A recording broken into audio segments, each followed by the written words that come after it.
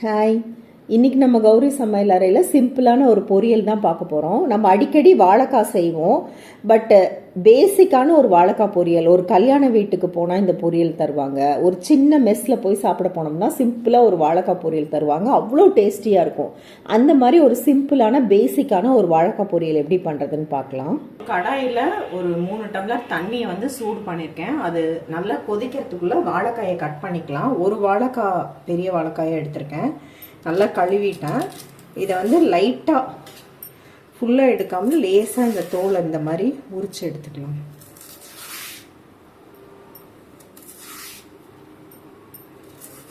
நீங்கள் ரவுண்டாக ஸ்லைஸாக இல்லை எப்படி வேணுமோ கட் பண்ணிக்கலாம். நான் வந்து இன்னைக்கு சின்ன சின்னதாக கட் பண்ண போகிறேன்.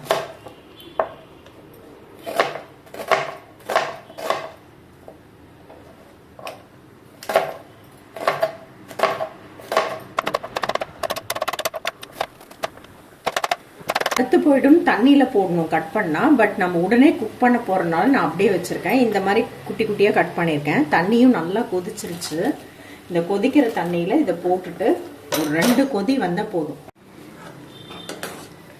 இப்போ வாழைக்காய் போட்டோன்னே நல்லா இந்த மாதிரி ஒரு 3 நிமிஷம் 4 நிமிஷம் கொதிச்சா போதும். இப்படி கட் பண்ணி பார்த்தீங்கன்னா கட் ஆகணும், ஆனால் குழையக்கூடாது. நீங்கள் அப்படியே வதக்கி விட்டு நீங்கள் தண்ணி தெளித்தாலும் அது வெந்து போயிடும். பட் வாழைக்காயில் வந்து கேஸ் இருக்கிறதுனால அந்த தண்ணி நம்மளுக்கு தேவையில்லை. அதனால் இதை இந்த மாதிரி கொதிக்க வச்சு இந்த தண்ணியை கொட்டிட்டோம்னா நம்மளுக்கு கேஸ் ட்ரபிள் எதுவும் இல்லாமல் இருக்கும். இதை வந்து வடித்து விட்டுறலாம். வாழைக்காய் வடித்து வச்சுருக்கேன். இது வேகிறதுக்குள்ளே நான் இதுக்கு பாருங்கள் ஒரு பெரிய வெங்காயம் கட் பண்ணியிருக்கேன். இது காரத்துக்கு ஃபுல்லாக பச்சை மிளகா தான், ஒரு 3 பச்சை மிளகா, கொஞ்சம் கருவேப்பிலை. அப்புறம் வாழைக்காயில் கேஸ் இருக்குங்கிறதுனால ஒரு 4 பல்லு பூண்டை பொடி பொடியாக கட் பண்ணியிருக்கேன். கடைசியாக போடுறதுக்கு கொத்தமல்லி, கொஞ்சம் தேங்காய். எண்ணெயில் கடுகு, உளுத்தம் பருப்பு சேர்த்துக்கலாம். பொரியும் போது கருவேப்பிலை, பூண்டு, பச்சை மிளகாய், வெங்காயத்தை சேர்த்துக்கலாம். நல்லா வதக்கி விட்டுக்கலாம். வெங்காயம் நல்லா வதங்கி வந்தோடனே சும்மா ஒரு 2 பிஞ்ச் மஞ்சள் பொடி போட்டுக்கலாம். பெருங்காயம் ஒரு 1/4 டீஸ்பூன் போட்டுக்கலாம்.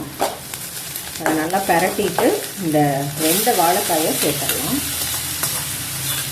வாழைக்காய்க்கு தேவையான அளவுக்கு உப்பு சேர்த்துடலாம்.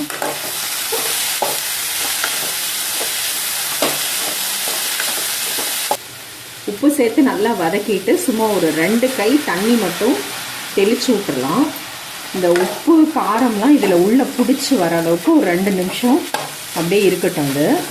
அதுக்குள்ளே வந்து இந்த தண்ணியும் சுண்டி வந்துடும். இந்த உப்பெல்லாம் நல்லா வாழைக்காயில் ஏறி வந்துடும். ஹைலியே தான் வச்சுருந்தேன், அப்போ தான் வந்து சீக்கிரமாக தண்ணி சுண்டி வரும்.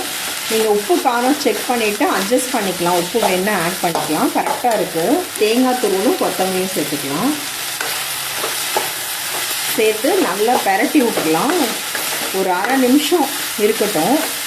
எப்பயுமே லஞ்ச் பாக்ஸில் எடுத்துகிட்டு போகிற மாதிரி தான் நீங்கள் தேங்காய் கொத்தமல்லி போட்டு பரட்டிட்டு அப்புறமா நீங்கள் ஆஃப் பண்ணிங்கன்னா அதில் இருக்க ஈரத்தன்மையினால் அந்த காயில் கெட்டு போகாமல் இருக்கும். காலையில் 7 மணிக்கே செஞ்சு லஞ்ச் பாக்ஸில் கொடுத்து விட்றீங்கன்னா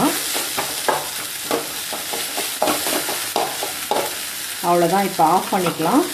சூப்பரான வாழைக்காய் பொரியல் செம்மையாக ரெடி ஆயிடுச்சு. இது வந்து பருப்பு சாதம், கீரை சாதம், ரச சாதம், இது எல்லாத்துக்குமே செம்ம மேட்சிங்காக இருக்கும்.